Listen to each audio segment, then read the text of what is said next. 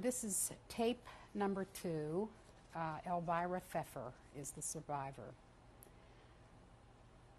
We were talking about the signs, the things that you may have noticed were happening within your family or within your community that, even though you were quite a young girl, might have tipped you off to things getting pretty bad. What might they have been? Do you remember anything that happened in the family or in the community? Well, things did get tense. I remember there was quite a bit of tension and a lot of communication between my parents in a different language. They spoke Hungarian to each other when they didn't want us to understand what they were saying. And I remember that certain employees' attitudes changed. I don't remember them vis-a-vis myself, but I do remember my parents talking about them. What did they say? So there seemed to be kind of a sorting out between who was cooperating and who was getting ready to put on their German and get into their taking mode.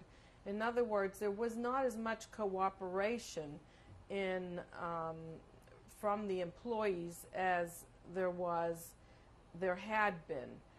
Some of them became more cooperative, but some of them began to have an attitude. In other words, you can't tell me what to do anymore because they were aware of what was going on in Germany and how this was going to become coming here, and that the Jews would be the underdogs and would be ruled over in some way by their friends, the Germans. Austrians have a common language with Germans, and Austria was the first country really that wasn't occupied but was annexed. Do you remember your parents talking about any of this? Yes, I do. Political matters? Yes, I remember them going into Hungarian, and I remember feeling the tension. To tell you that I actually remember what was said, I do remember that there was talk of who was cooperative and who wasn't, and who you could trust and whom you couldn't trust anymore. Did the children that you played with continue to play? Did you continue to play with these non-Jewish children that you had played with before? I don't. No one really told them not to play with us. It's possible if there was a not playing. I think my parents were frightened into not letting us out as much as we had been allowed to go out alone before. Do you recall that happening specifically? Yes, that there I were do. Places that you didn't? Well, I think we were told to stay in the house more than we had been before. The atmosphere in school changed, and people were just more careful about what they said and did. They didn't feel as free to express themselves. Were the teachers Jewish in that school? Yes, they were. Mm-hmm. But everyone was frightened of things that were to come. Then what happened to let you know about Kristallnacht? Well, what led up to that? I believe that even before Kristallnacht, the authorities, the authorities in the community, the governing authorities of the town came and warned us that we would be turning our assets over to them, and that really the only choice we had was to turn them over to them and to leave.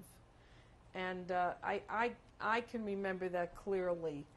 Whether it preceded Kristallnacht by a month or a week, I really don't know. But I do remember that there was a definite involvement in preparing yourself for turning over certain things and trying to take certain things with you, expecting to leave, even before Kristallnacht.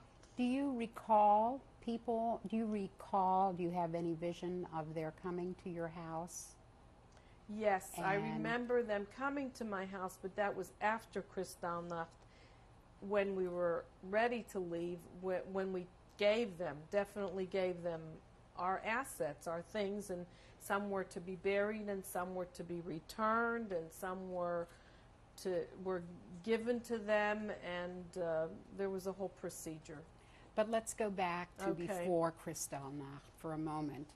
Who were then these people that you say were letting you know about what was going to happen, about taking Our property. your property? Well, Who were these people? Well, in our particular case, it was even more involved because we had really just bought this large property.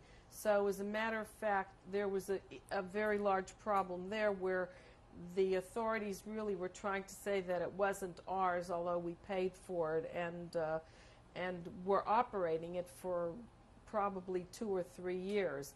But they did claim that it wasn't ours, and I remember I don't remember the people's names, but I remember people writing to us even after we got here, not to worry, not to care about it, we'll get it back, and so on and so forth. Even though you don't remember the names, would you be able to say whether these were people in official capacities? Definitely were people in official capacities that had come to us with informing us of the coming climate. But the people that worked with us, there were maybe 2 or 3 out of the 15 that became arrogant, and some of the others became kinder than they had been before. And now all of this leads up to the time when Kristallnacht happened. Do you recall that particular day? Did anything happen in your village? Yes, it definitely happened. There was definitely, they came in to our house and shattered things. I definitely remember that. To describe the people who came into your house. I don't know, but I would imagine they were people that we knew, but were not that closely, didn't work for us. But most of the people that in the town we knew or knew us, and they came into and just shattered things as if it was by an edict that they were told to go in and do this. I remember running under the bed and my parents telling me that no, everything would be okay, not to worry too much. What was their frame of mind? Did they say anything to you, these people, or to your parents? I think that there were people that came in on or about that time and told us that we were to leave whatever were our belongings and whatever we had acquired, and simply they were no longer ours, that they were going to be taken over by the state, and that we were to bodily to leave the community. Were these things told to you on the occasion when they came in and broke? I think that when they came in, they just broke things, and it was maybe the next few days that they got the authority from the Germans to make machers out of themselves. Well, so when did they actually carry these things out? Do you remember that? We need to walk. It probably was the very end of 1938. November is as close as I can fit it, and then, of course, it took some time till we kind of got ourselves together. Were you discussing? Do you recall family discussions about all of this? Yes, After there that was time? definitely a hope and a feeling and an expectation that this thing was very temporary, that we would be returning, and that these people were merely going to be taking care of our things until we returned. But there was also, on the other level, there was an action to get busy and leave. And what had these people taken from you? Well, let's put it this way. When we were ready to leave, we gave our things to people that we trusted to put away for us. There were certain silver things and that were buried, for instance. And we had art. We turned our property over to people that we knew that had worked for us. In other words, they came in and we know that they lived on our property.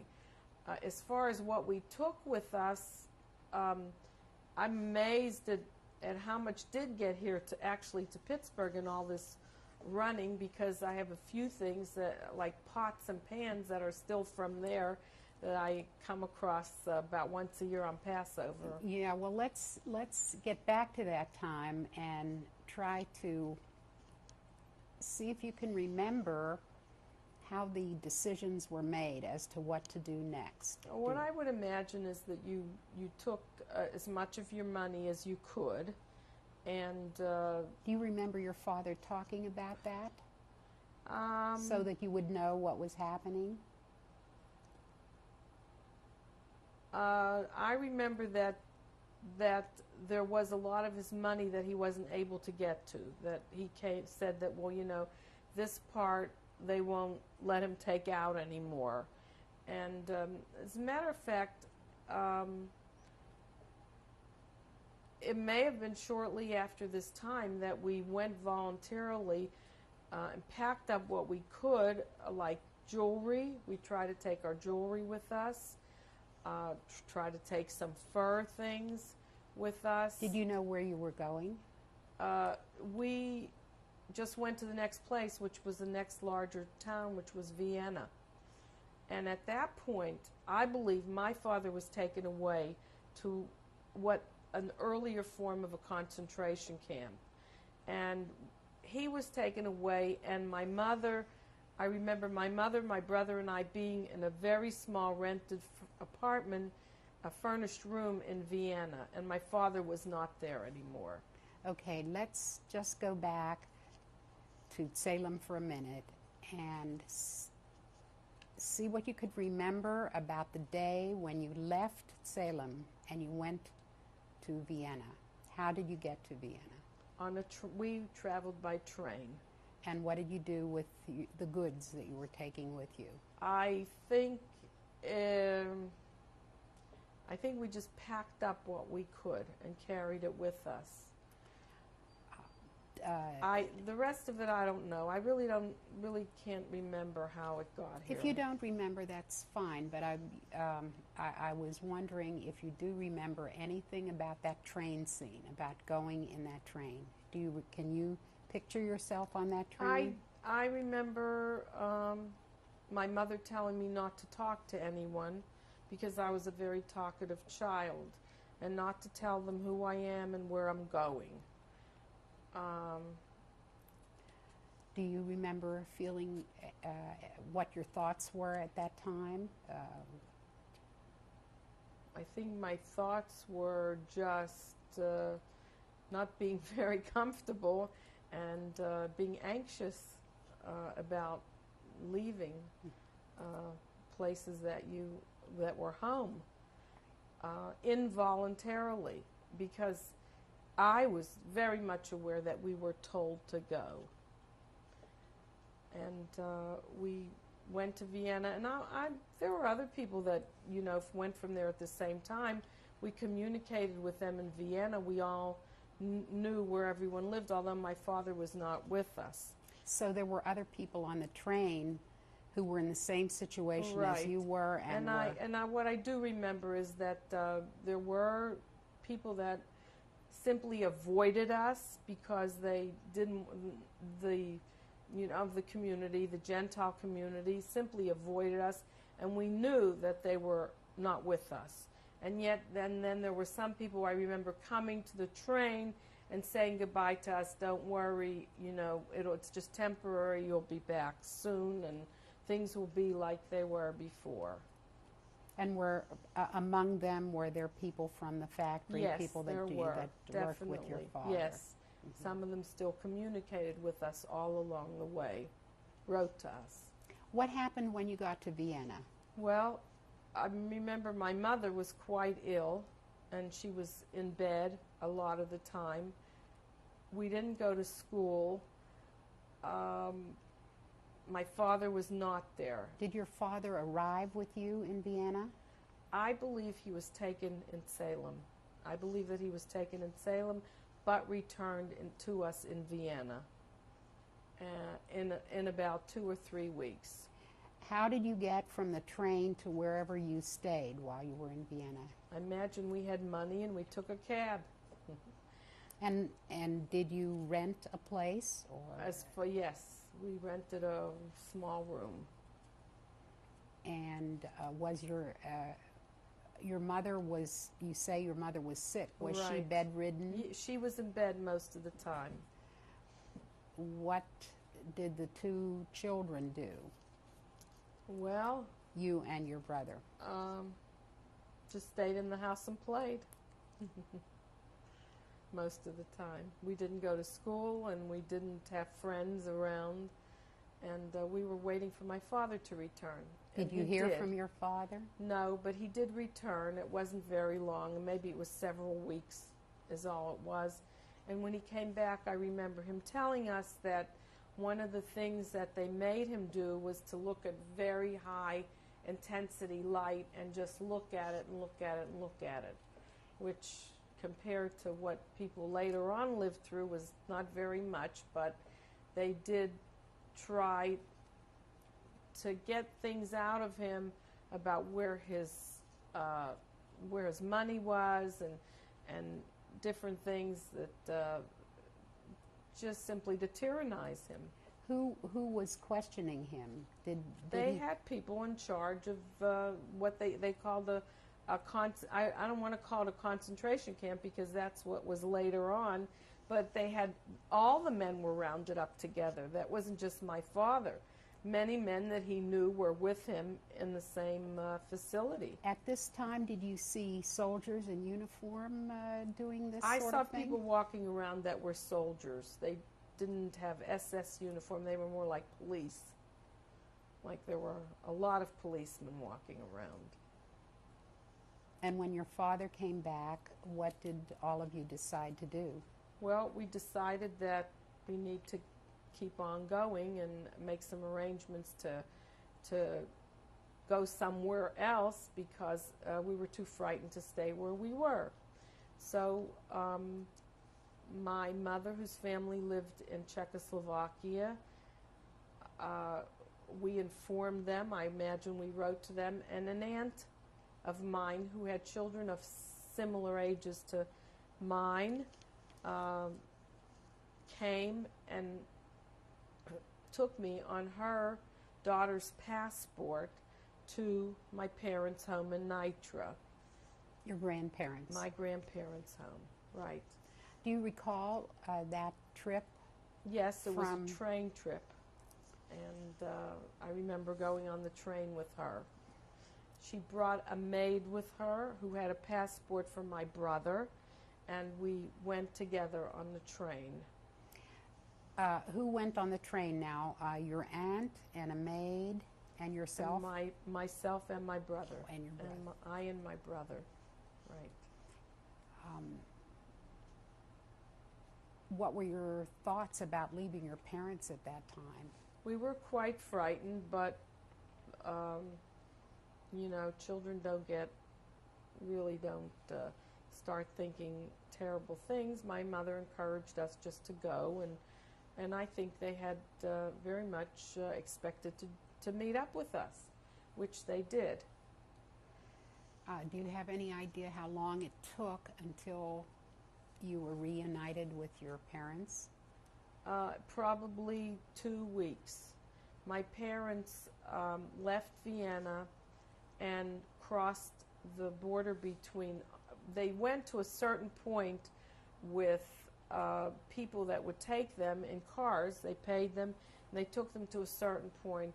But the border crossing they did on foot alone.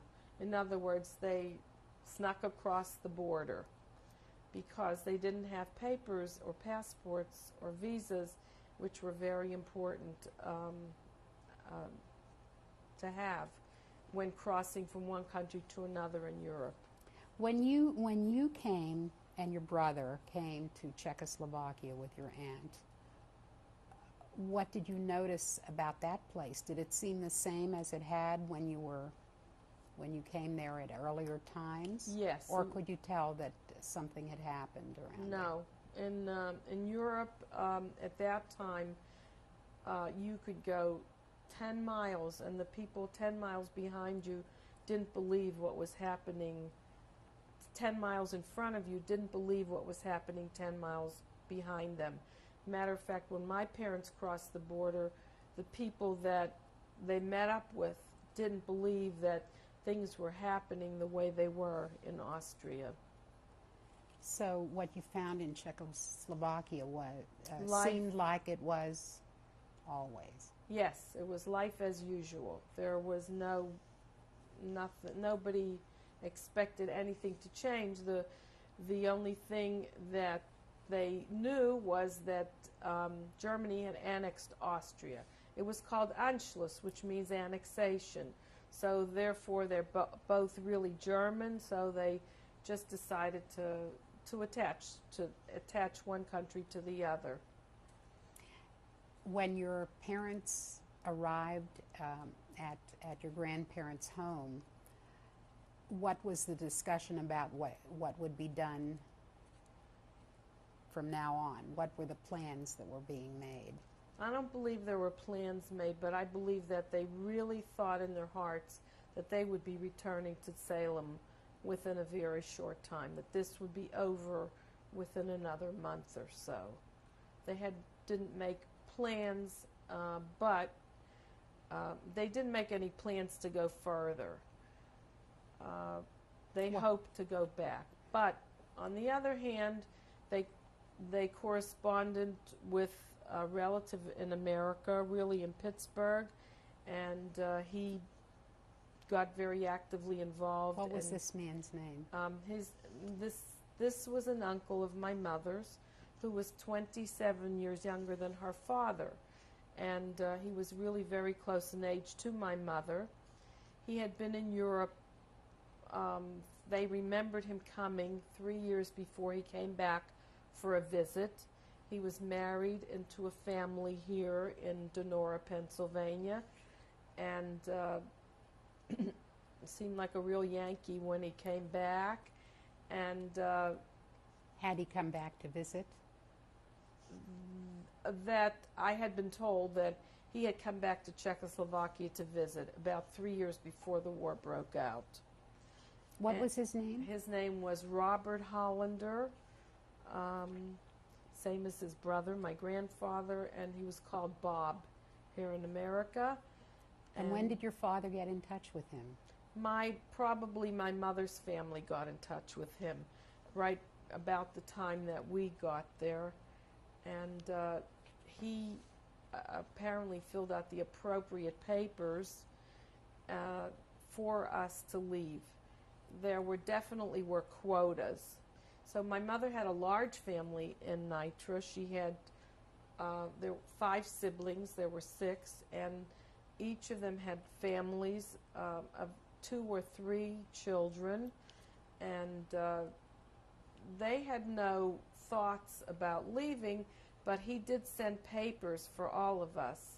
However, we were already dispossessed, so in about a month we started about to getting our papers. And how did you know you were dispossessed? Well, we didn't have a home, we knew that, and we knew that probably we read the papers more intently than people that were still in their own homes, and by that time we thought about having to leave. And also it had to do with the quota, because the Austrian quota was more available, or what they called larger. It made it more possible for people to exit. I remember that we did go to Prague, and we had these papers, and I remember The papers waiting. that have been sent Yes, from America? Yes, yes. And This uncle was really what you had to do was be a sponsor, so that you underwrote that this family would not be a burden on the United States government, that he would take care of their needs and that he would be responsible for their sustenance and so on. So when you went to Prague, did you go there to stay for a while or just to do something about the papers? We only went to the consulate, and my brother had a physical handicap, and truly I remember knowing and hearing that we really didn't expect to get our exit papers because people with physical handicaps were treated differently.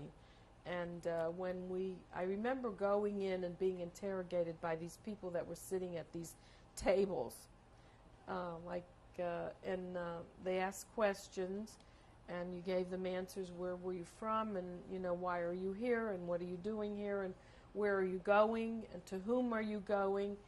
And we were very grateful that he was able to get exit passage visas. I still believe that at that point we had enough money to fund our own way across. We still had certain jewelry and enough funds so that we took care of our own passage. Well, actually, when the consulate okayed your traveling to America, what happened then? Do you remember that period of time? We stayed probably another week, and then we made another decision to go a little further, to go to London. So from Nitro, we went to London. Do you know why you decided to stop in London? I would imagine that was probably the way to go would be by boat, which is the way we went. I remember the boat. It was called the Ile-de-France. And so the place to get a boat like that was in England. So that was the way to go. What do you remember about traveling all the way from Czechoslovakia to England? Do you have any memories of that trip? I really don't, because isn't there an ocean in between? I don't remember. I don't. But you traveled over land. All the time I remember traveling was by train. Okay. That's about the only way I remember traveling. Mm-hmm. We did say goodbye to our family. I remember my grandfather. I remember how he looked and his bearing. He was a tall, handsome man. I remember his Hebrew singing. He was practicing for the high holidays, and he was probably an amateur chazan, and he had a very good voice. I remember my grandmother, and I remember saying goodbye. Was anybody sad at the time about saying goodbye? We were all very anxious. We were I would say is, yes, we were sad. I remember my grandmother saying, my grandmother was not of the same. My grandmother was probably a very good woman, a little simpler than my grandmother on the other side. And I remember her saying, don't let the children outside in America because there are lots of gangsters there. We'll continue on the Okay. next tape.